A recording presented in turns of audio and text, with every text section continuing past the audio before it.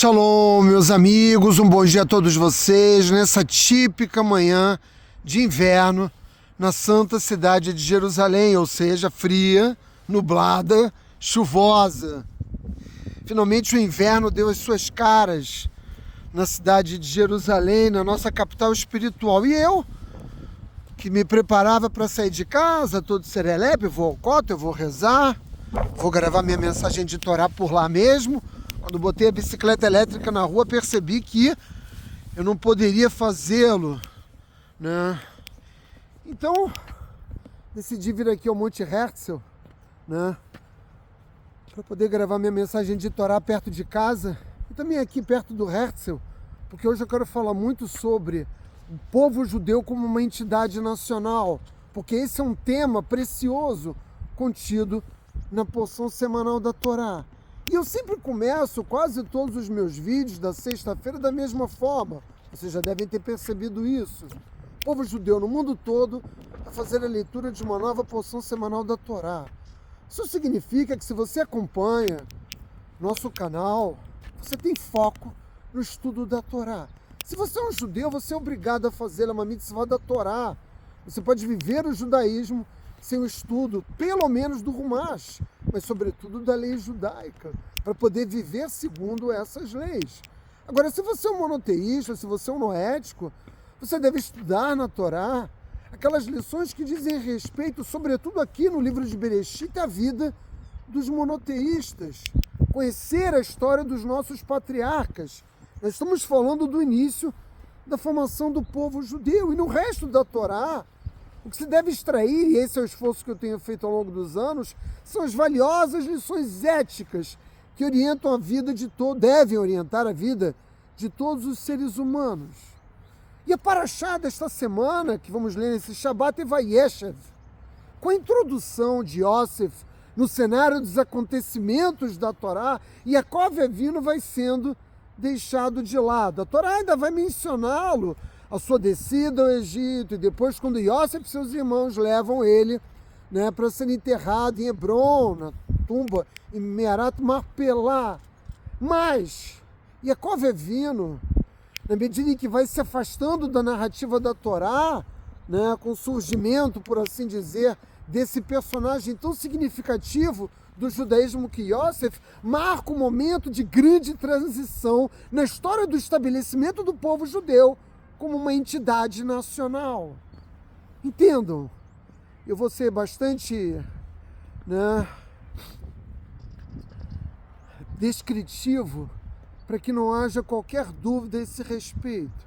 Até o surgimento da família de Yaakov Avinu, ou seja, dos seus 12 filhos, que, como nós sabemos, vão constituir as tribos de Israel, a história do judaísmo, dos judeus, é uma história de indivíduos singulares, especiais, né, que viviam uma vida solitária. Analisemos rapidamente a vida de Abraão Avinu.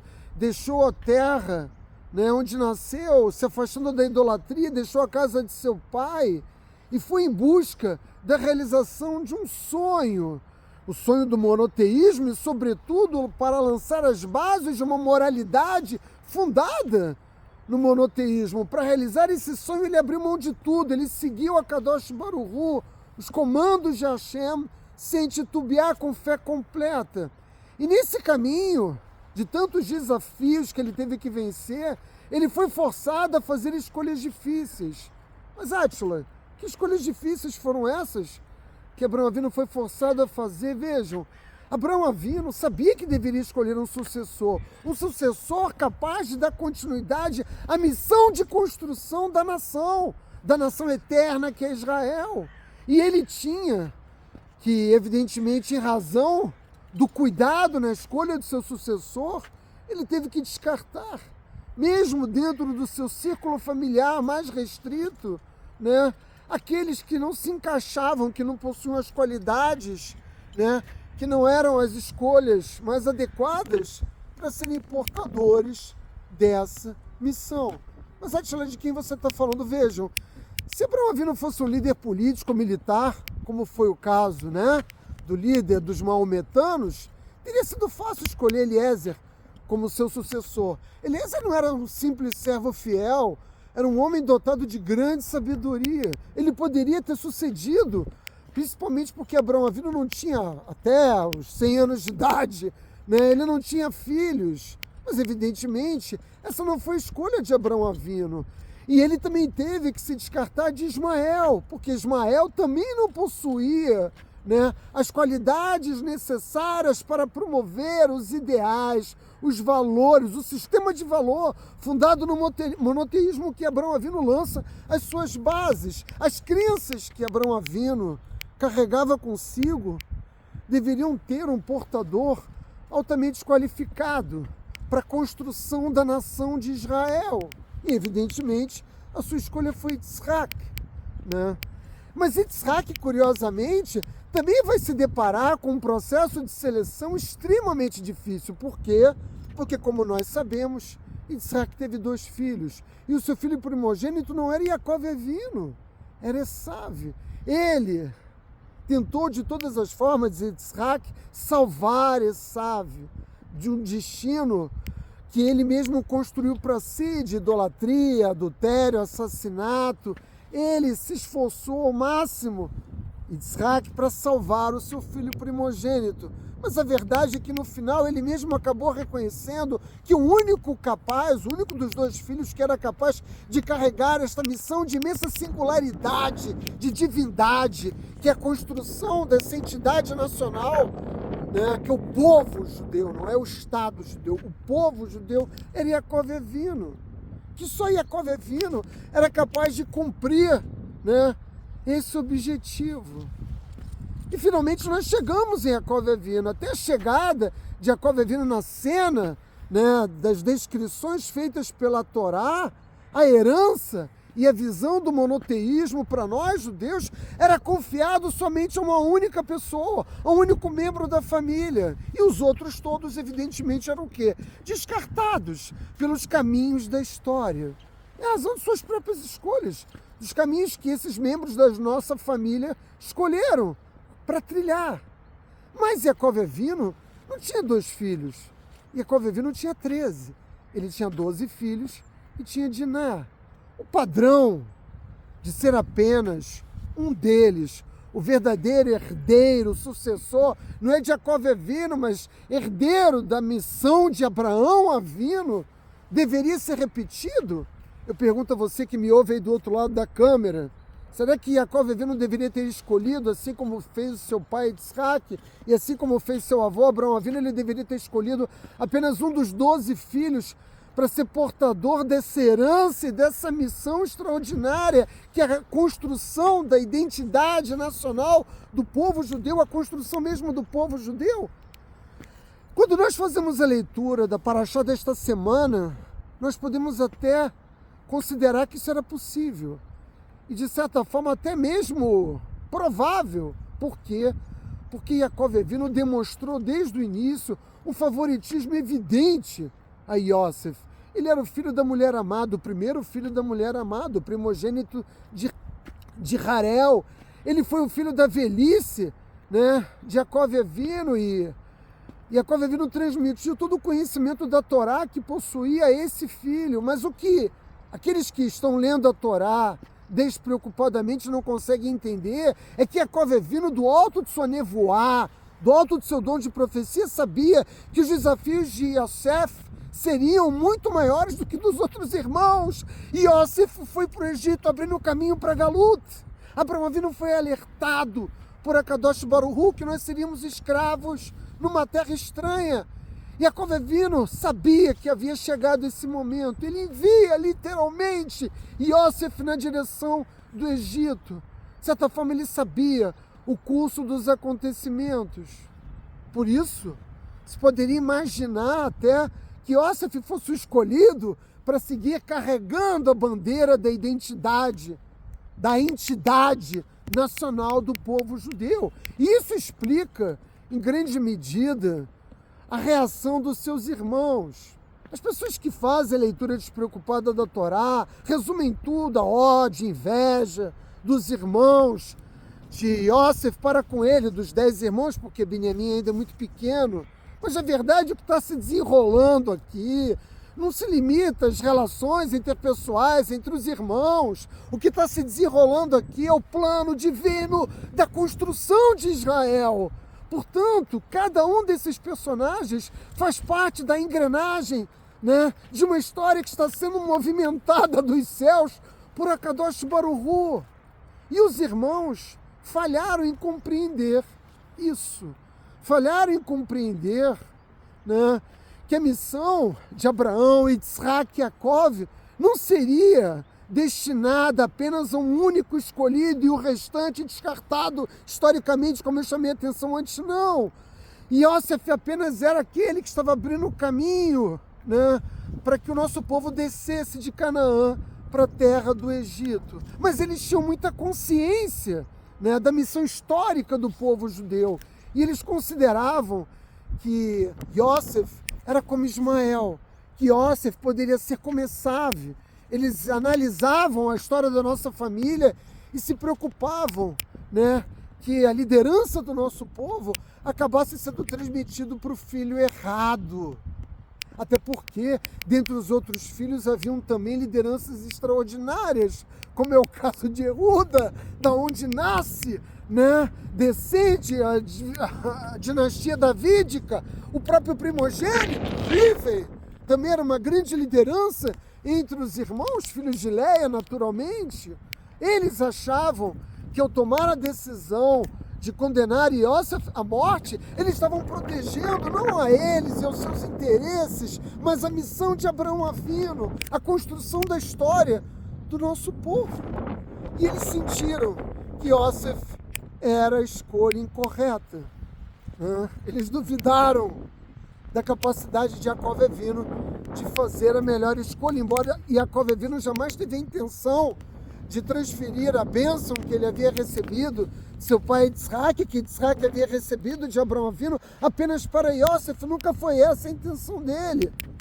Mas os irmãos, dotados desse entendimento de missão histórica, tinham medo que o nosso povo falhasse e que o sonho de Abraão Avino não se realizasse por uma escolha equivocada. Vejam a magnitude do que está acontecendo aqui na narrativa da Torá. Eu insisto mais uma vez, não é uma simples disputa entre irmãos por poder, sobretudo pela riqueza de seu pai, e Yaakov Avino. Uma transição está ocorrendo agora. Não mais o indivíduo, mas a nossa família, né, é que conduziria a construção desse sonho. O judaísmo sendo uma fé, uma crença apenas de indivíduos, como eu chamei a atenção, singulares, isolados, especiais, migra, né, passa a ser, né, uma fé de um povo, de uma sociedade, de uma entidade nacional. Essa é a transição que a Parashá Vayeshev está marcando. É isso que não está tão evidente para quem faz uma leitura despreocupada da Torá, que está em curso. Nós não somos mais agora a liderança de um patriarca. Nós somos uma nação em construção. E é curioso eu estar dizendo isso aqui, bem em frente ao túmulo do Herzl, né, para lembrar ao Herzl que a ideia de nação, a ideia de uma entidade nacional não surge com o movimento sionista, né? Ela é apropriada pelo movimento sionista por inspiração da Torá.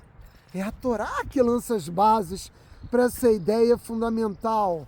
Mas nós sabemos, evidentemente, que não existem indivíduos iguais, nem fisicamente, nem mentalmente, nem emocionalmente, nem espiritualmente. Nós, né, que ganhamos, né, de Yaakov Avino a liderança do povo judeu na direção, porque ele foi o patriarca perfeito que permitiu justamente esse momento de transição. Foram as suas ações, as suas atitudes, as suas escolhas difíceis também que o levaram a se tornar o patriarca do qual iria descender a nossa família.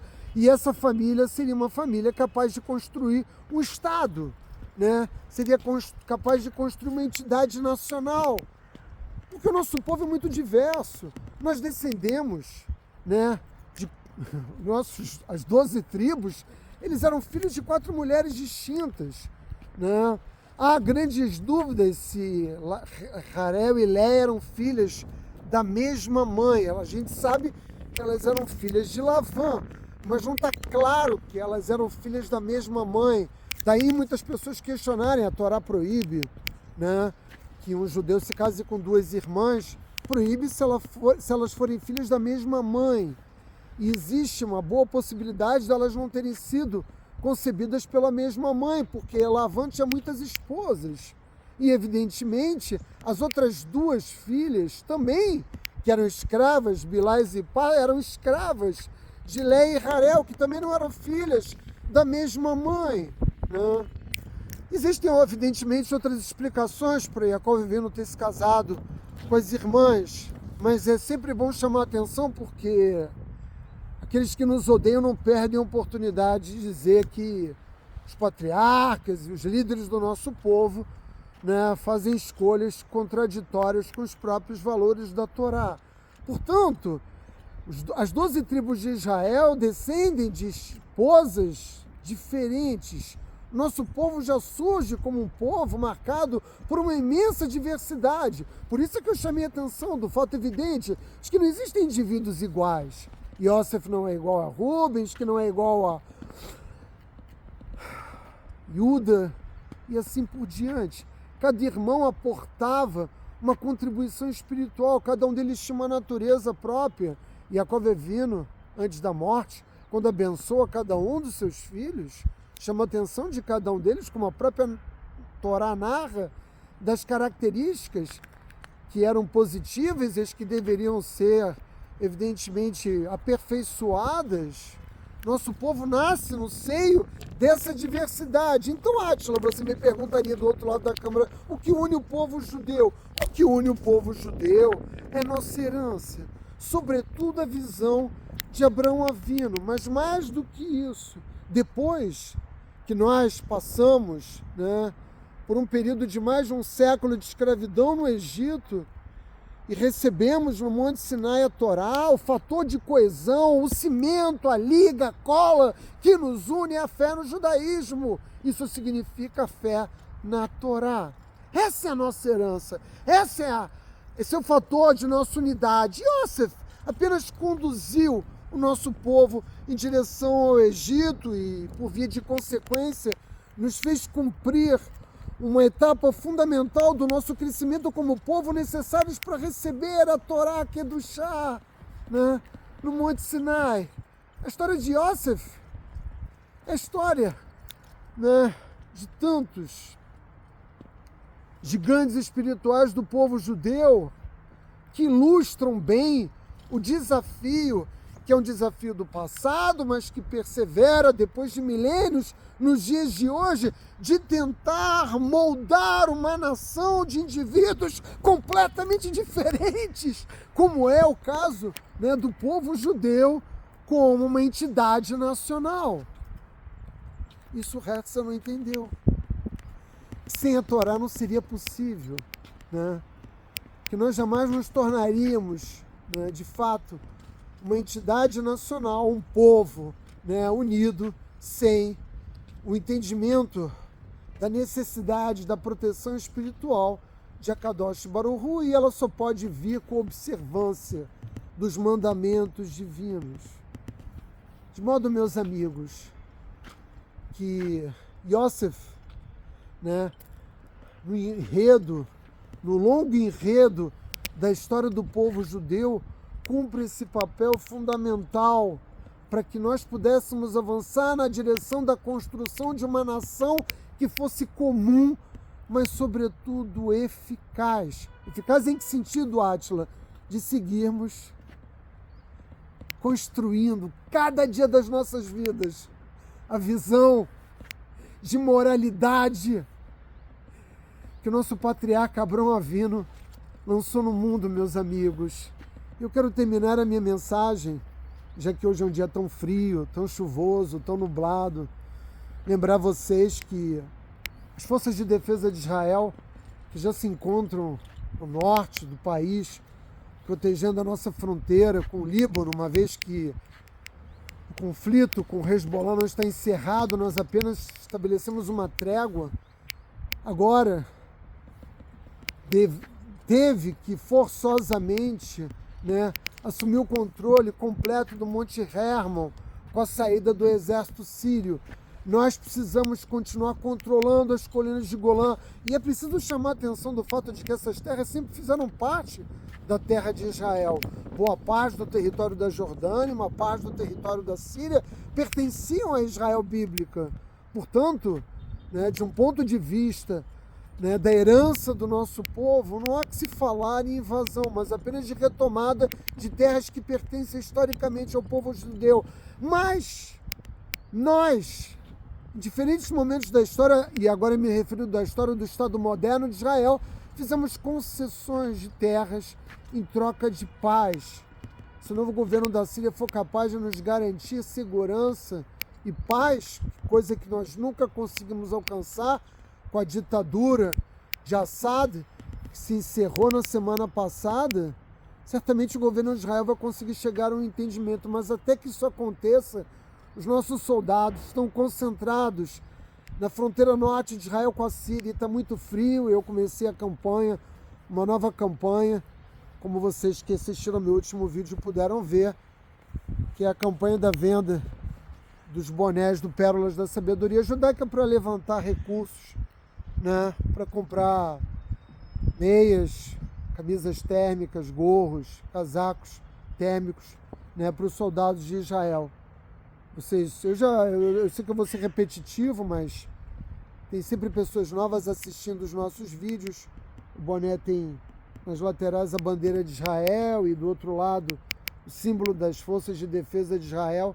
E na parte de trás também tem um símbolo, né, que denuncia, sobretudo as Nações Unidas e o Concerto das Nações, o fato simples de que nós ainda temos 100 reféns criminosamente mantidos no território de Gaza. Eu peço a vocês, eu vou deixar aqui no primeiro comentário do vídeo as informações para aquisição do boné. Eu só fiz 200 bonés desses, a gente já vendeu uma parte deles e o dinheiro vai ser todo destinado realmente às roupas de inverno. Se eu conseguir vender todos eles, eu mesmo vou ao norte de Israel com outros amigos para fazer entrega dessas poucas peças de roupa que a gente vai comprar com os recursos que a gente arrecadar. Shabbat Shalom a todos vocês, meus amigos.